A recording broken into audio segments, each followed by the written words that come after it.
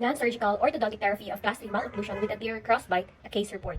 Conflict of interest statement. The authors declare no conflict of interest in the presentation of this case report. Patient profile. Patient name, NR, age 26-year-old, gender, male, dental classification, class 3 anterior crossbite, treatment done, lower bite plane was constructed and installed, fixed appliance, upper and lower bracket. So this is the diagnostic cast of the patient's case, showing the mesial, the frontal, the distal, and the occlusal view of the maxillary and the mandibular cast.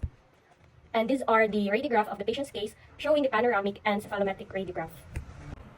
The cluster malocclusion is defined by prognatic mandible or the forward positioning of the mandible and underdeveloped of maxilla, which in most cases seen with a concave profile. Treatment options of skeletal cluster malocclusion includes growth modification, orthodontic camouflage, and orthodontic surgery.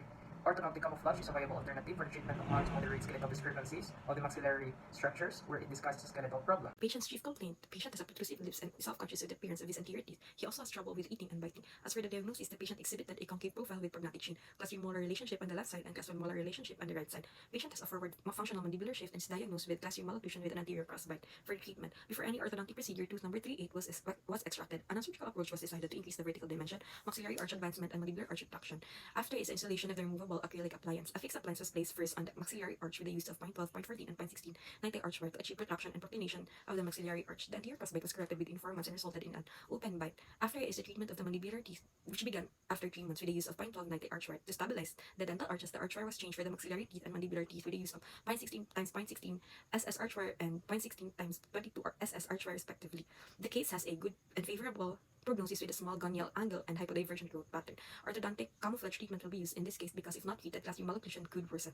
Early treatment is advised to achieve a healthy skeletal relation. Discussion. The patient's chief complaint was the aesthetic appearance of his teeth exhibiting the class 3 malocclusion with an anterior crossbite. Treatment alternatives for skeletal class 3 patient include orthodontic surgery and orthodontic camouflage. In this case, the patient refuses surgical intervention and preferred the camouflage treatment. The width appraisal is the most important factor in deciding on camouflage treatment. In the case, presented a width appraisal of -2 mm and an A and B angle of -8 degrees, establishing a skeletal class 3 malocclusion, which directed orthodontic camouflage treatment. The treatment involved correcting the anterior crossbite with the use of removable and fixed appliances. 4. Labial proclination of upper incisors and lingual declination of lower incisors. A temporary open bite occurred during the treatment. According to Prophet et al., in adults when growth is largely completed, bite opening will most likely be required to give enough space. At the end of the case, crossbite correction was achieved and established a normal overbite. Establishing a good overbite relationship is the key to maintain the crossbite correction.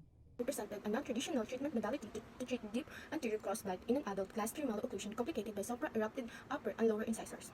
The treatment of deep anterior crossbite was technically challenging due to the difficulty of placing traditional brackets with fixed appliance. Therefore, it must be accompanied with a bite plane. The class 3 malocclusion with anterior crossbite was successfully treated through orthodontic camouflage, a non-surgical therapy and an alternative for surgical intervention.